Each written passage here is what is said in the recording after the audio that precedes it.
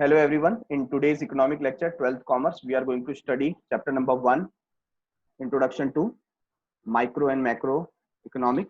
In earlier lecture, we have seen features of microeconomy और अभी हम लोग कंटिन्यू कर रहे हैं importance of microeconomics. तो importance देखने जा रहे हैं, ठीक है. Importance के अंदर सबसे पहला जो पॉइंट है, importance में सबसे पहला जो पॉइंट है वो है price determination.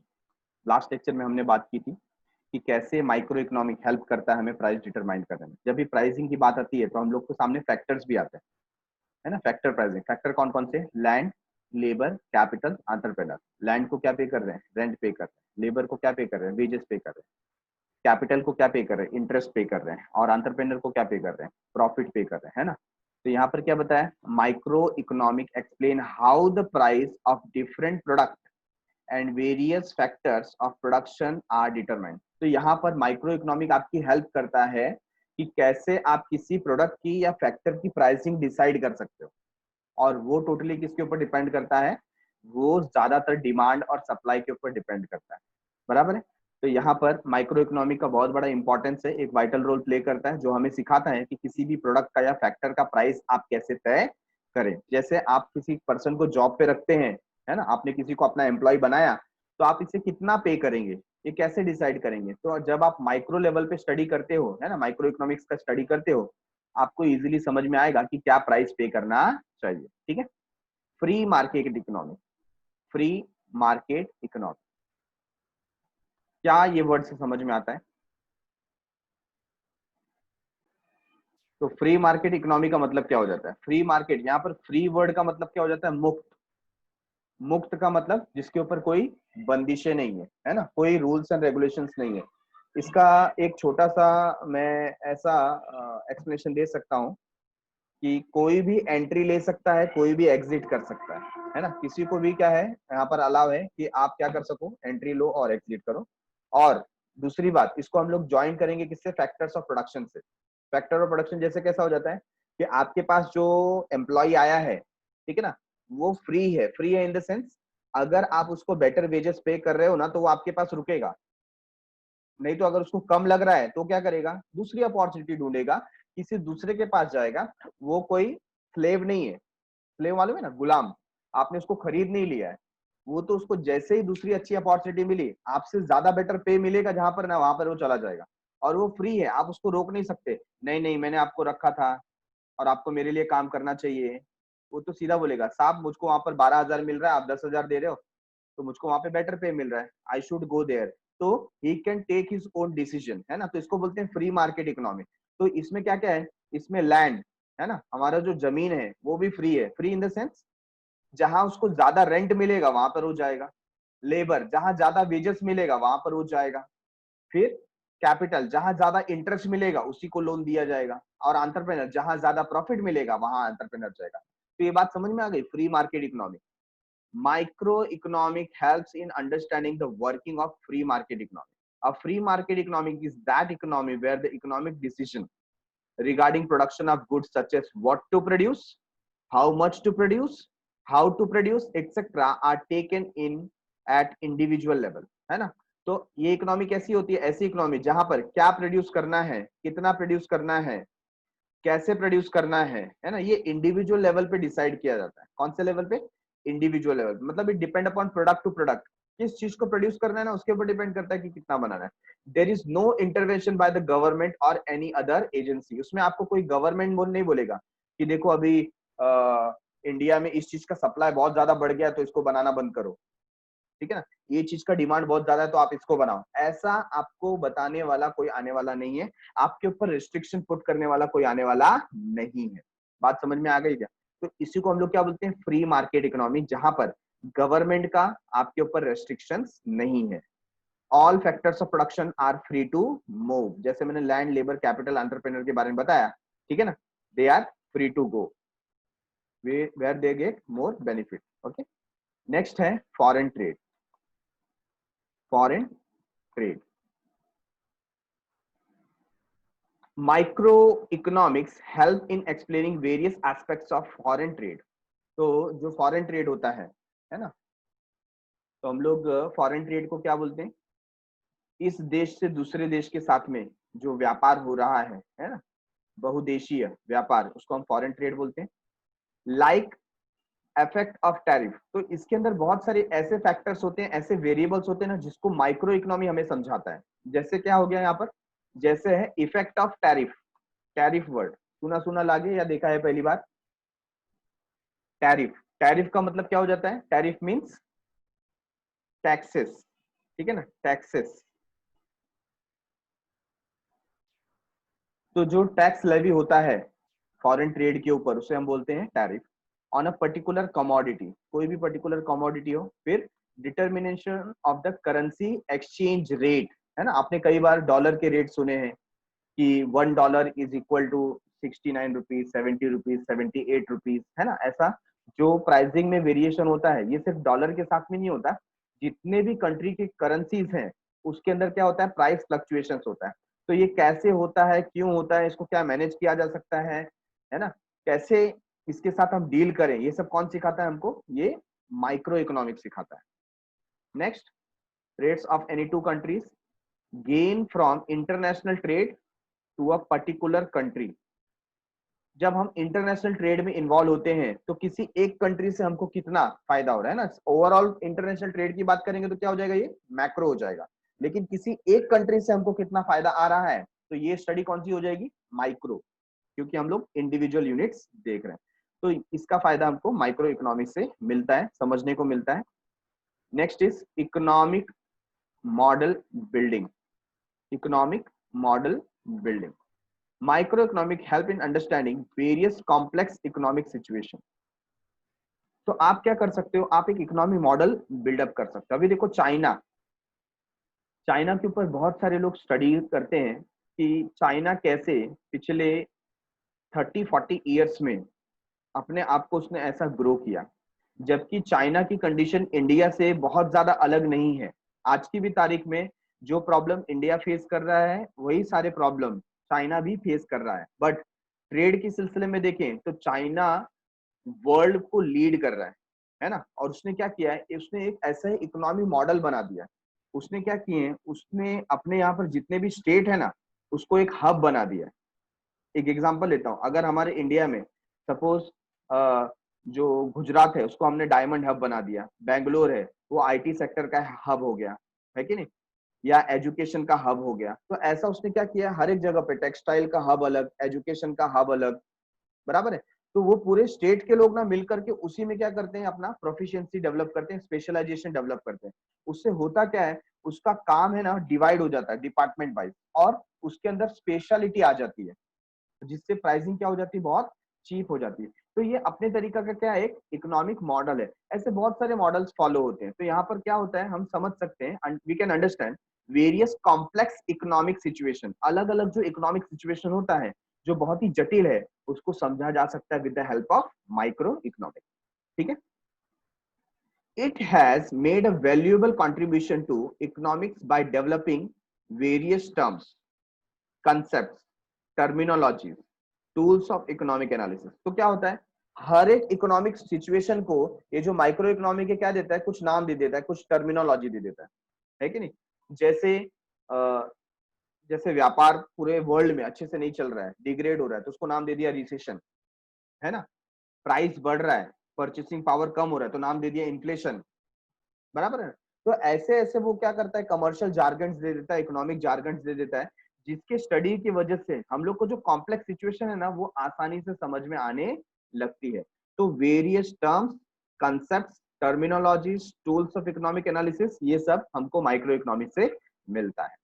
Economic models are build using various economic variable. तो ऐसे बहुत सारे इकोनॉमिक क्या होते हैं, वेरिएबल होते हैं, है ना। इसको यूज करके हम लोग क्या करते हैं, इकोनॉमिक कंसेप्ट को बिल्ड करते हैं, इकोनॉमिक मॉडल्स को बिल्ड करते हैं, ठीक है।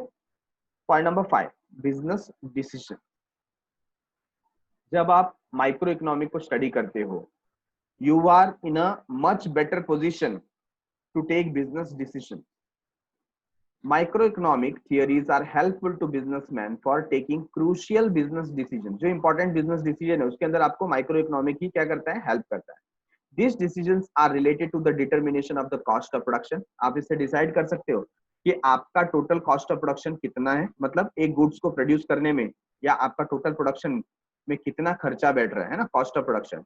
Determination of price of goods, goods जो है उसका क्या प्राइस आप सेट करें, है ना. होता है बहुत बार कि प्राइस बहुत कम होता है, कौन सा, कॉस्ट ऑफ प्रोडक्शन, बट उसका जो चार्जेस है वो बहुत ज्यादा लगाया जाता है. मैं बार बार एग्जांपल देता हूँ, जैसे कोल्ड ड्रिंक इंडस्ट्री है, सॉफ्ट ड्रिंक जो लोग बनाते हैं, है ना. तो ऐसा जो 1.5 लीटर की जो बॉटल आती है, जो आपको मार्केट में मे बी 80 रुपीज 85 रुपीज की मिलती है, अगर आप सुपर मार्केट से परचेस करते हो, डीमार्ट वगैरह से, तो आपको हो सकता है 50-55 रुपीज में अवेलेबल हो जाए.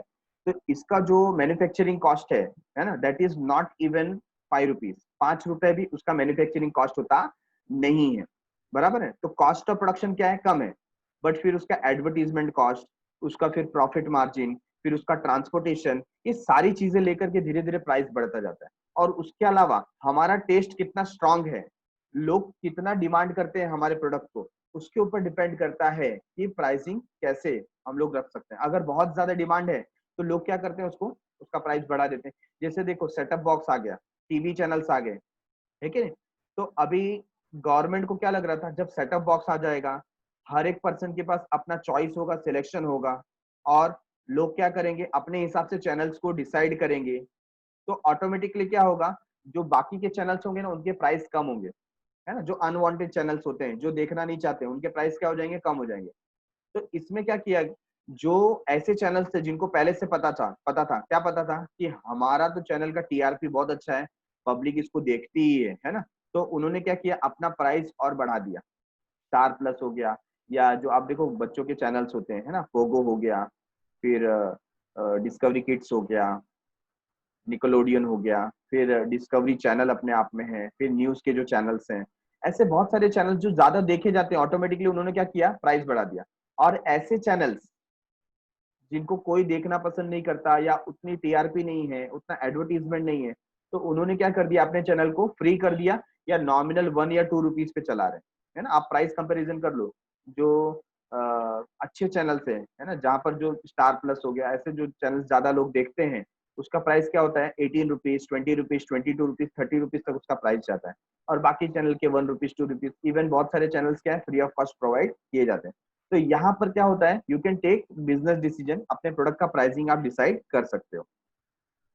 These decisions are related to the determination of cost of production, determination of price of goods, maximization of output and profit.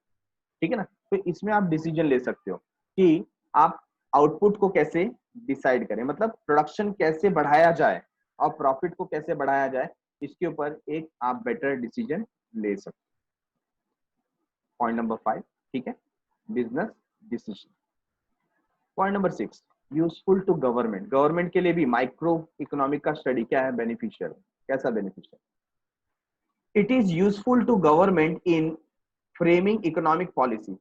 Government है, उसका काम क्या है, पॉलिसीज मेकिंग, ठीक है. तो बहुत सारे जो इकोनॉमिक पॉलिसी है वो कौन बनाता है, गवर्नमेंट बनाता है. Such as taxation policy, public expenditure policy, price policy, etcetera, ठीक है. These policies help government to attain its goal of efficient allocation of resources and promoting economic welfare to the society. तो government का गोल क्या है, government का गोल देखो, पहला क्या बताया, एफिशिएंट अलोकेशन ऑफ रिसोर्सेज. जो रिसोर्सेज अवेलेबल है सोसाइटी में, सबको अच्छे से मिले, मतलब उसका जो डिस्ट्रीब्यूशन हो वो प्रॉपर हो, अनबायस्ड हो, और दूसरा समाज का फायदा हो, बेनिफिट हो, ये गवर्नमेंट का गोल है. तो इसको वो कैसे कर सकती है, तो यहाँ पर वेरियस पॉलिसी है, जैसे टैक्स पॉलिसी, कि किससे कितना टैक्स लेना चाहिए. तो हमारा टैक्स भी देखो कैसा है, इंक्रीजिंग ट्रेंड में है. जिसकी जितनी ज्यादा इनकम होती है उसके ऊपर उतना ज्यादा टैक्स हम क्या करते हैं, इम्प्लाई करते हैं. ये बात समझ में आ रही है ना. और जो पर्सन पुअर है, या हम टैक्स स्लैब रखते हैं कि जिसका इनकम 2,50,000 से नीचे है, 5,00,000 से नीचे है, उसको कोई टैक्स पे करने की जरूरत नहीं है. तो ये क्या बताता है अपने आप में, कि हमारा जो अलोकेशन है वो प्रॉपर होना चाहिए. गरीब को टैक्स कम लगेगा, अमीर को टैक्स ज्यादा लगेगा, ताकि अमीरों से लेकर के वो जो फैसिलिटी है एजुकेशन के रूप में, मेडिसिन के रूप में, है ना, ये हम लोग किसको दे सके, गरीबों को दे सके. तो गवर्नमेंट के लिए माइक्रो इकोनॉमिक का स्टडी बहुत बेनिफिशियल है. Basis of welfare economics. Welfare economics Microeconomic explain how best results can be obtained through optimum utilization of resources. Microeconomic बताता है कि रिसोर्सेस का ऑप्टिमम यूटिलाइजेशन करके, मतलब जो भी रिसोर्सेस अवेलेबल है ना उसका ज्यादा से ज्यादा इस्तेमाल करना। ज्यादा इस्तेमाल करने का मतलब ये नहीं है कि पूरा का पूरा एक्सट्रैक्ट कर लेना और यूज कर देना। ऑप्टिमम यूटिलाइजेशन का मतलब होता है बेस्ट पॉसिबल यूज, है ना। जैसे हम लोग बोलते हैं रिड्यूस, रीयूज, रिसाइकल। तो कोई प्रोडक्ट आपने एक चीज के लिए यूज किया तो आप सोचो और कहां पर इसका यूटिलाइजेशन हो सकता है ताकि वो वेस्ट ना हो। इसको हम बोलते हैं ऑप्टिमम यूटिलाइजेशन, ठीक है। And it's best allocation, it also studies how taxes affect social welfare. ये यहाँ पर ये भी स्टडी करता है ना, क्योंकि वेलफेयर के अंदर क्या आ जाता है, ओवरऑल सोसाइटी का वेलफेयर, समाज का भला करने के देखे। और अगर आपने ज्यादा टैक्स क्या कर दिया, अप्लाई कर दिया लोगों पे, तो उनकी परचेसिंग पावर क्या हो जाती है, रिड्यूस हो जाती है। फॉर एग्जाम्पल घर में किसी का इनकम 50,000 रुपीज है ना, तो पूरे साल की इनकम कितनी हो गई, 6 लाख रुपीज हो गई, 12 इंटू 50,000। अब 6 लाख रुपीज के ऊपर सपोज 10% क्या लग जाता है, टैक्स लग जाता है। तो 6 लाख रुपीज, पहले जहां पर उसके हाथ में 6 लाख रुपीज आते थे, अब 10% टैक्स मतलब कितना हो गया, 60,000 रुपीज उसको क्या भरना पड़ेगा, टैक्स भरना पड़ेगा। ये मैं जस्ट एक एग्जांपल ले रहा हूँ, एक्चुअल टैक्स उससे कम होता है, but just for the sake of example, ताकि आपको इजीली समझ में आए कि 6 लाख के ऊपर 10% कितना आ जाएगा, 60,000 उसको टैक्स भरना पड़ेगा। तो उसके हाथ में इनकम कितनी रहेगी, 5,40,000। तो ऐसे उसका परचेसिंग पावर क्या हो जाता है, कम हो जाता है। तो ये क्या इकोनॉमिक वेलफेयर हुआ, नहीं हुआ। तो हम लोग को ये भी सोचना है कि किस हद तक हमको टैक्स अप्लाई करना है, ठीक है। तो इसमें कौन मदद करता है, हमारी माइक्रो इकोनॉमिक, बराबर है। तो हमने यहाँ पर 7 पॉइंट्स देखे, एक बार फिर से हम गो थ्रू करते हैं। देखो importance of micro economic, importance, पहला प्राइस डिटर्मिनेशन करने में मदद करता है। दूसरा फ्री मार्केट इकोनॉमी प्रोवाइड करता है, all the factors of production free to move, ठीक है। और उसके साथ साथ बताया कि गवर्नमेंट का कोई रेस्ट्रिक्शन नहीं होता, आपको जो प्रोड्यूस करना है आप प्रोड्यूस करो, what to produce, how much to produce, how to produce, ये सब डिसीजन आपका रहता है, आप इंडिविजुअल लेवल पे इसको देखते हो। फॉरेन ट्रेड में आपकी मदद करता है, कैसे आपकी मदद करता है, ये आपको समझाता है कि इफेक्ट्स ऑफ टैरिफ कैसे होते हैं इंटरनेशनल ट्रेड वगैरह में। फॉरेन करेंसी का जो फ्लक्चुएशन होता है वो किस हद तक होता है, उसमें आपको कैसे फायदा हो सकता है, आप अपने आप को कैसे स्टेबलाइज कर सकते हो। फिर नेक्स्ट है इकोनॉमिक मॉडल बिल्डिंग। आप अपने बिजनेस के लिए या आप अपने सोसाइटी के लिए एक इकोनॉमिक मॉडल बिल्डअप कर सकते हो माइक्रो इकोनॉमी को स्टडी करके, है ना। हमने इसमें चाइना का एग्जांपल लिया। बिजनेस डिसीजंस, आप वेरियस फैक्टर्स को, वेरिएबल्स को समझ करके क्या कर सकते हो, जो इंपॉर्टेंट बिजनेस डिसीजन है वो आप ले सकते हो। जैसे आपको स्टडी क्या करना पड़ता है, कॉस्ट ऑफ प्रोडक्शन क्या है, प्राइस आप गुड्स का कितना रखें, अपने आउटपुट को कैसे बढ़ाएं, प्रॉफिट को कैसे मैक्सिमाइज करें, ठीक है। गवर्नमेंट के लिए भी बहुत यूजफुल है। कैसे यूजफुल है, तो गवर्नमेंट यहाँ पर वेरियस पॉलिसीज बनाती है, जैसे टैक्सेशन कैसा रखना चाहिए, पब्लिक एक्सपेंडिचर पॉलिसी क्या होना चाहिए, प्राइसिंग पॉलिसी कैसी होनी चाहिए। तो माइक्रो इकोनॉमिक को स्टडी करके उनको भी एक आइडिया आता है कि कैसे वो ये पॉलिसीज को इम्प्लीमेंट कर सकते हैं, किस हद तक कर सकते हैं। बेसिस ऑफ वेलफेयर इकोनॉमिक, अगर हमको समाज का भला करना है तो माइक्रो इकोनॉमिक्स हमें समझना पड़ेगा, ध्यान रखना पड़ेगा, जिसके अंदर हम लोग क्या देखते हैं, जो रोल है वो है रिसोर्सेस का अलोकेशन, वो हम लोग प्रॉपरली करें, ठीक है।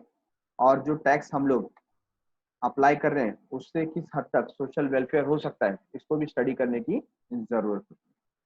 ओके, ये था इम्पोर्टेंस।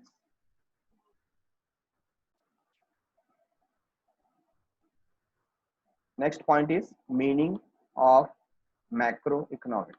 तो हम अब माइक्रो से निकल के मैक्रो में आ रहे हैं। किस में आ रहे हैं, मैक्रो में। मैक्रो के बारे में क्या इंफॉर्मेशन दिया है, देखो, macro economic is the branch of economic which analyses, ठीक है ना, branch of economic which analyses the entire economy. तो कितना क्लियरली बोला है, विच एनालिसिस द एंटायर इकोनॉमी, पूरे इकोनॉमी को क्या करता है, वो एनालिसिस करता है। It deals with the total employment. देखो हर जगह पे वर्ड क्या आने वाला है अभी, टोटल, बराबर है। नेशनल इनकम, या आप इसको टोटल इनकम बोलो, नेशनल आउटपुट, ओवरऑल नेशन का क्या है, आउटपुट, टोटल इन्वेस्टमेंट, या आप बोलो एग्रीगेट इन्वेस्टमेंट, ठीक है। टोटल कंजम्पशन, एग्रीगेट कंजम्पशन, ऐसा भी बोल सकते हैं। टोटल सेविंग, मतलब नेशन वाइड, बराबर है। General price level interest rate, in general सबके लिए जो इंटरेस्ट रेट है, प्राइस लेवल है, वो कैसा है। Inflation, trade cycles, business fluctuation etcetera. तो ये क्या करता है, ये एग्जांपल्स दिए हुए हैं कि मैक्रो इकोनॉमिक में क्या क्या हम लोग स्टडी करते हैं। तो ये कैसा है, एंटायर इकोनॉमी का स्टडी है, एंटायर इकोनॉमी का, ठीक है। दस macro economic is study of aggregate. तो हम टोटल का क्या करते हैं, यहाँ पर स्टडी करते हैं, एग्रीगेट का स्टडी करते हैं। ओके, डेफिनेशन देखो दिया है जेएल हैंसन। हैंसन क्या बता रहे हैं यहाँ पर, macro economic is that branch of economic which consider the relationship between large aggregate such as the volume of employment, total amount of saving, investment, national income, etc. तो मोर और less जो meaning में लिखा हुआ था वही हमको डेफिनेशन में मिलता है। तो ये डेफिनेशन आपको क्या कर लेना है, बाय हार्ट कर लेना है, राइट इट 3 टाइम और 5 time so that you can by heart it. उसके बाद देखो Karl Shapiro, professor Karl Shapiro, इन्होंने डेफिनेशन दिया हुआ है, छोटा डेफिनेशन है, macro economics deals with the functioning of economic as a whole. तो आपके लिए तो चांदी चांदी है, क्योंकि 2 लाइन भी नहीं है यहाँ पर, 1 लाइन में उसने क्या कर दिया, अपना डेफिनेशन फिनिश कर दिया। और ये डेफिनेशन आप क्या कर सकते हो, बाय हार्ट कर सकते हो, और जहां पर भी आपको लिखने को हुआ डेफिनेशन, आप ये डेफिनेशन मेंशन कर सकते हो। तो क्या बताया, with the functioning of economic as a whole, whole पूरा इकोनॉमिक का स्टडी को हम लोग क्या बोलते हैं, मैक्रो इकोनॉमिक स्टडी, बराबर है। The following chart gives an idea about the scope of macro economic. Scope क्या है, तो देखो एक चार्ट हमने किसमें देखा था, माइक्रो में, उसमें प्राइसिंग थियरी था, फैक्टर प्राइसिंग था, है कि नहीं, और उसके बाद सोशल वेलफेयर या वेलफेयर प्राइस, वेलफेयर थियरी था। अब इसमें क्या क्या है, स्कोप ऑफ मैक्रो इकोनॉमिक, पहला क्या है, theory of income and employment, ठीक है ना, income and employment. Then theory of general price level and inflation, price level क्या है, इन्फ्लेशन क्या है, इन्फ्लेशन का मतलब महंगाई, ठीक है। Theory of economic growth and development, theory of economic growth and development. And last में macro theory of distribution, distribution मतलब सप्लाई की बात करें, लेकिन कौन सा, मैक्रो थियरी ऑफ डिस्ट्रीब्यूशन, ठीक है। तो ये जो फर्स्ट पार्ट था, theory of economic and employment, sorry theory of income and employment, उसमें इसको 2 पार्ट में डिवाइड किया गया है, कंजम्पशन फंक्शन और इन्वेस्टमेंट फंक्शन, है कि नहीं। जब भी आपको इनकम मिलता है, क्या मिलता है, इनकम, इनकम मिलने के लिए सबसे पहले आप सेल्फ एम्प्लॉयड होने चाहिए या कहीं तो एम्प्लॉयड होने चाहिए, है ना। आप कुछ काम कर रहे हैं, जॉब कर रहे हैं, तो क्या मिलेगा आपको, इनकम मिलेगा। वो जो इनकम मिलेगा, आप 2 ही काम करते हो, या तो आप सेव करते हो, क्या करते हो, सेव, सेव करके इन्वेस्ट करते हैं, तो एक इन्वेस्टमेंट फंक्शन हो गया, है ना। और दूसरा क्या करते हैं, कंज्यूम करते हैं या यूज करते हैं, है ना। या तो आप सेव करते हो, सेव करके हम क्या करते हैं, इन्वेस्ट करते हैं, और दूसरा क्या करते हैं, कंज्यूम करते हैं।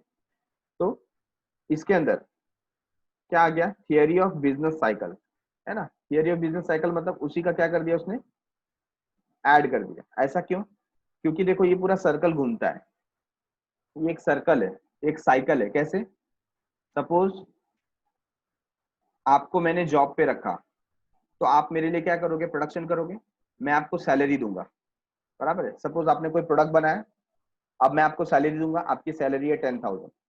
अब आपको जो सैलरी मिली, आप उस सैलरी को क्या करोगे, कहीं ना कहीं स्पेंड करोगे। तो मैंने जो प्रोडक्ट बनाया है ना, वो मार्केट में रहेगा, आप उस प्रोडक्ट को क्या करेंगे, परचेस करेंगे। आप मतलब आपके जैसे जो कस्टमर है उसको क्या परचेस करेंगे। तो मैंने आपको जो इनकम दी, उसी से आप क्या कर रहे हो, परचेस कर रहे हो, मतलब आप डिमांड कर रहे हो, और मैं सप्लाई कर रहा हूँ। ये बात समझ में आ रही है। तो इसी के बेसिस पे क्या होता है, साइकिल चलता रहता है। फिर जितना मैं आपको इनकम दूंगा, उतनी आपकी परचेसिंग पावर बढ़ेगी, जितनी आपकी परचेसिंग पावर बढ़ेगी, उतना आपका डिमांड बढ़ेगा, जितना आपका डिमांड बढ़ेगा, ठीक है ना, उतना मैं सप्लाई बढ़ाऊंगा, मैं मार्केट में सेल करूंगा, और फिर ये धीरे धीरे ग्रो होगा। लेकिन सपोज मैंने आपकी इनकम बंद कर दी, जैसे अभी कोरोना में हो गया, क्या हो गया, बहुत लोगों की इनकम बंद हो गई। इनकम बंद हो गई तो उनका क्या हो जाएगा, धीरे धीरे डिमांड कम होने लगेगा। डिमांड कम होने लगेगा तो इसका इफेक्ट किस पे आएगा, बिजनेस पे, लोग प्रोडक्ट परचेस करेंगे नहीं, है कि नहीं। जो लाइफस्टाइल वाले प्रोडक्ट है ना, जो बेसिक प्रोडक्ट है वो तो लोग परचेस कर रहे हैं और वो करेंगे ही, लेकिन जो लाइफस्टाइल वाले प्रोडक्ट हैं, लग्जरीज प्रोडक्ट्स हैं, वो अभी जल्दी कोई परचेस करेगा नहीं, तो उसका सप्लाई क्या होता जाएगा, अभी धीरे धीरे कम होते जाएगा। और ऐसे बिजनेस हाउसेस को क्या होने वाला है, आगे आने वाले 2 से 3 साल लॉस होने वाला है, बराबर है ना। तो यहाँ पर ये पूरा साइकिल चलता है। तो देखो एक एक करके हम लोग देखते हैं। पहला है theory of income and employment, income and employment. macroeconomic analysis macroeconomic analysis explains which factor determine the level of national income and employment and what causes fluctuation in the level of income output and employment। देखो क्या बता रहा है, जब आप macro economic का study कर रहे हो तो ये क्या एक्सप्लेन करता है, ऐसे कौन से फैक्टर्स हैं जो डिटरमाइन करते हैं, जो फिक्स करते हैं the level of national income, पूरे नेशन का इनकम क्या होगा। और पूरा नेशन का इनकम किसके ऊपर डिपेंड करता है, पूरे नेशन के आउटपुट पे, मतलब प्रोडक्शन पे। हमारा जो ग्रॉस डोमेस्टिक प्रोडक्ट होता है ना, तो उसके ऊपर डिपेंड करेगा नेशनल इनकम कितना होता है। तो ऐसे कौन सा फैक्टर है जो नेशनल इनकम को डिसाइड करता है, पूरे नेशन में कितने एम्प्लॉयमेंट है और कितने होने वाले हैं इसको डिसाइड करता है, ऐसे कौन से फैक्टर है। और ऐसे कौन से कारण है जो क्या होता है जिसकी वजह से इनकम फ्लक्चुएट होता है, देखा ना, fluctuation in the level of income output and employment, जिसकी वजह से प्रोडक्शन हमारा क्या होता है, फ्लक्चुएट होता है, या एम्प्लॉयमेंट, लोगों का जॉब मिलता है, लोगों का जॉब जाता है। तो ऐसे कौन से फैक्टर्स है, ये हमको कहां से समझने को मिलता है, मैक्रो इकोनॉमिक के एनालिसिस। ठीक है, to understand how the level of employment is determined, ये समझने के लिए कि कैसे हम लोग एम्प्लॉयमेंट का लेवल समझ सके, डिटरमाइन कर सके, we have to study the consumption function. इसके लिए हमको क्या समझना पड़ेगा, कंजम्पशन फंक्शन। ठीक है ना, कंजम्पशन फंक्शन का मतलब आपको जो पैसे मिल रहे हैं उसको आप कैसे कंज्यूम करते हो, कहाँ खर्च करते हो, ये कंजम्पशन फंक्शन समझना पड़ेगा। ठीक है ना, जैसे देखो फॉरेन का कंजम्पशन फंक्शन कैसा है, वहां पर जो सैलरी टाइप होता है वो कैसा होता है, वीकली होता है। कैसा होता है, अभी हमारे यहाँ पर इंडिया में कैसा चलता है, मंथली। हमें जो सैलरी मिलती है, most of the business houses monthly salary provide करते हैं। हर महीने में, महीने के एंड में, या 10th ऑफ एवरी मंथ आपको सैलरी मिलती है अगर आप कहीं पर जॉब कर रहे हो तो। ठीक है, अच्छा, लेकिन यही चीज फॉरेन में आप जाओ, है ना, जो डेवलप्ड नेशन है वहां पर वीकली सैलरी है। जापान चले जाओ, अमेरिका चले जाओ, है ना, ब्रिटेन चले जाओ, तो वहां पर हफ्ते में आपको 5 दिन काम करना पड़ता है, मंडे टू फ्राइडे। ठीक है ना, और बहुत जगह पर सैटरडे संडे क्या होता है, ऑफ होता है, कहीं कहीं पर सैटरडे ऑफ नहीं हो सकता है। तो इसमें क्या होता है, लोग ये जो वीकली अर्न करते हैं पूरे वीक में, 5 दिन में, 6 दिन में जो अर्न करते हैं ना, ज्यादातर लोग जो संडे है या वीकेंड्स में क्या कर देते हैं, उड़ा देते हैं। उड़ा देते हैं मतलब स्पेंड कर देते हैं। तो वहां पर कंजम्पशन फंक्शन अलग है, वहां पर लोग सेविंग के बारे में ज्यादा सोचते नहीं है। बट इंडिया में कैसा होता है, इंडिया में सेविंग सबसे पहला होता है। अभी धीरे धीरे ट्रेंड चेंज हो रहा है, अभी ये जो करंट जनरेशन है इसने सेविंग पैटर्न को क्या कर दिया है, पहले से रिड्यूस कर दिया। अब थोड़ा लग्जरियस लाइफ जीने में ये विश्वास रखते हैं। ठीक है, बट फिर भी as compare to other nation, developed nation, हमारे यहाँ पर सेविंग पहले आता है। तो हमारे यहाँ पर कंजम्पशन कैसा होता है, कंजम्पशन हम पहले कम करते हैं, सेविंग ज्यादा करते हैं। अर्निंग है तो, अर्निंग नहीं है तो ऑब्वियसली सेविंग ज्यादा नहीं होगी, कंजम्पशन ज्यादा होगा। ठीक है, तो यहाँ पर क्या बताया जा रहा है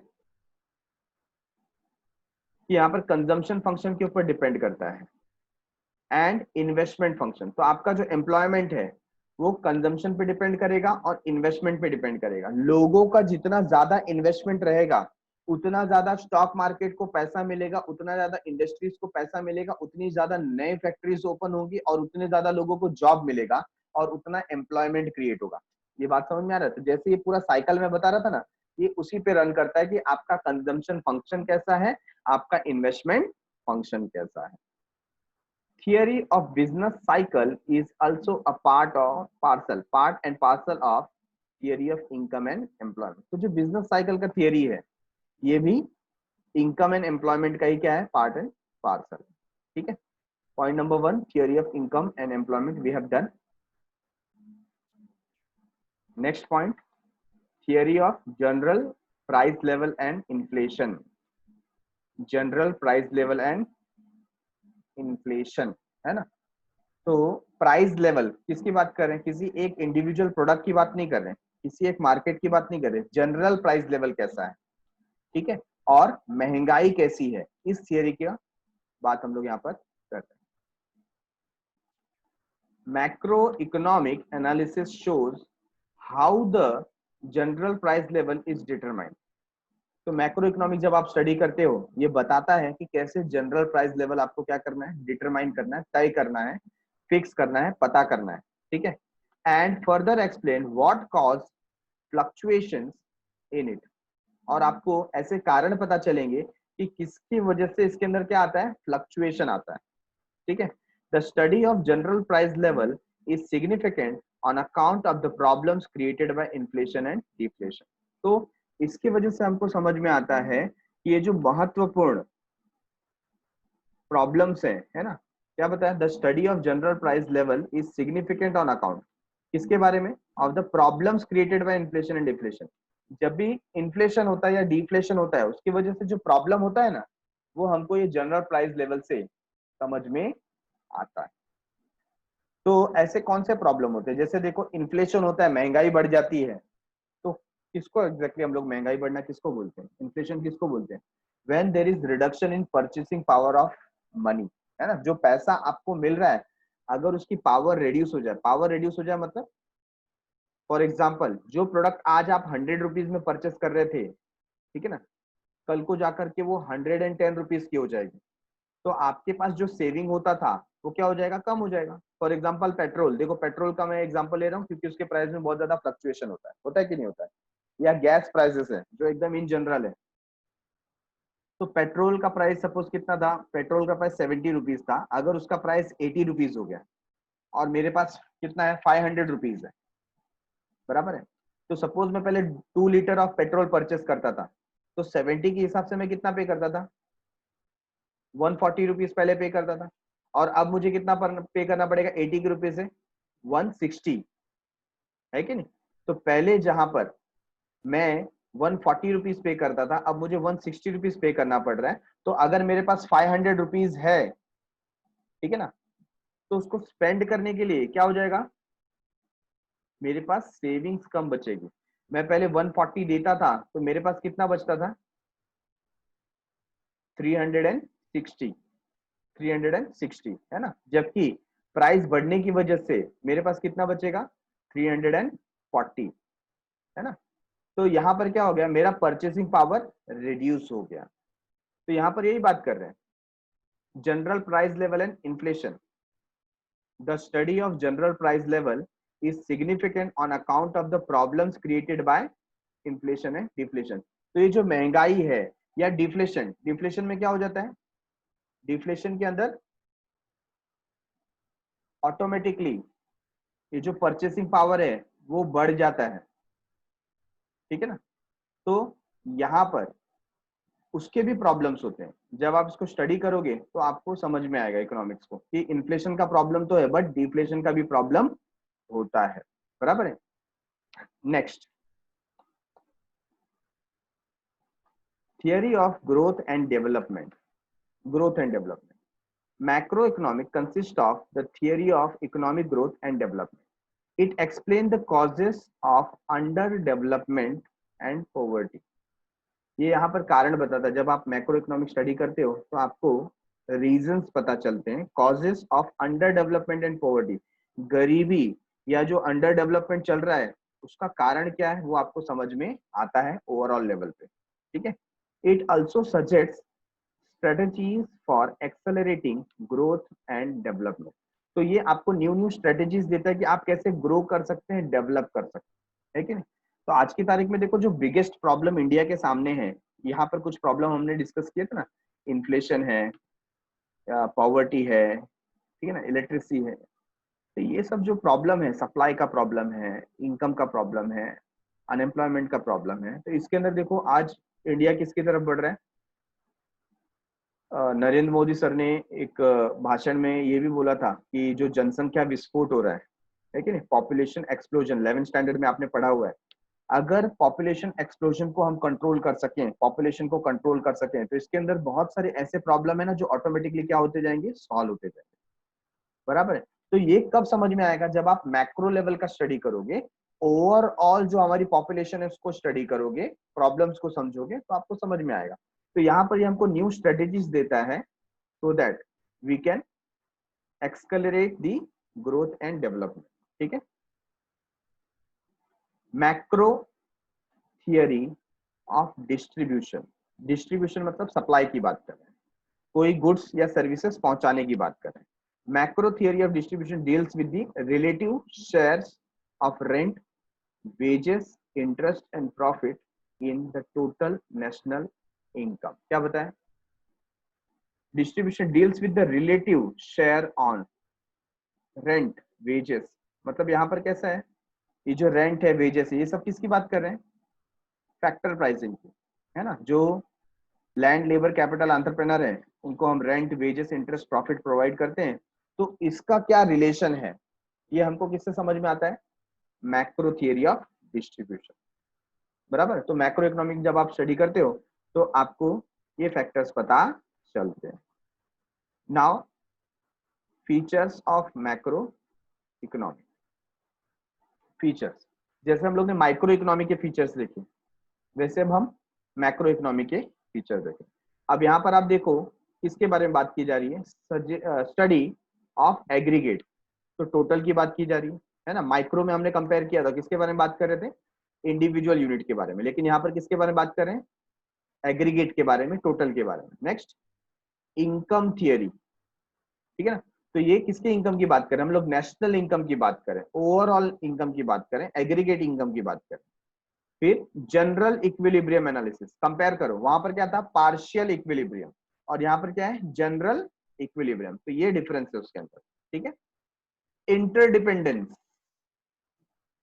कि कैसे कोई एक फैक्टर दूसरे फैक्टर के ऊपर क्या है? डिपेंडेंट है। हमने देखा ना, एम्प्लॉयमेंट किसके ऊपर डिपेंड करता है? कि कितने जॉब क्रिएट हो रहे हैं। तो एम्प्लॉयमेंट और पॉवर्टी, ये दोनों क्या को रिलेटेड है? जितना ज्यादा एम्प्लॉयमेंट प्रोवाइड करोगे उतना ज्यादा पॉवर्टी क्या होगा? कम होगा। लेकिन जैसे जैसे अनएम्प्लॉयमेंट बढ़ेगा, अगर अनएम्प्लॉयमेंट इंक्रीज हो रहा है तो पॉवर्टी भी क्या हो जाएगी? इंक्रीज हो जाएगी। तो ये दोनों के बीच में कैसा रिलेशन है, दोनों इंटरडिपेंडेंट कैसे हैं, ये हमको मैक्रो इकोनॉमिक्स से समझ में आता है। फिर है लंपिंग मेथड। माइक्रो में कौन सा था बोलो? उसमें स्लाइसिंग मेथड था, जिसमें हम लोग कोई एक पार्ट को, एक यूनिट को, इंडिविजुअल यूनिट को चेक करते थे। यहाँ पर लंपिंग मेथड है, मतलब एग्रीगेट टेस्टिंग होता है, ठीक है। हम लोग इसको डिटेल में बाद में स्टडी करेंगे, फिलहाल हम सिर्फ पॉइंट देख रहे हैं। ग्रोथ मॉडल, ग्रोथ मॉडल क्या है?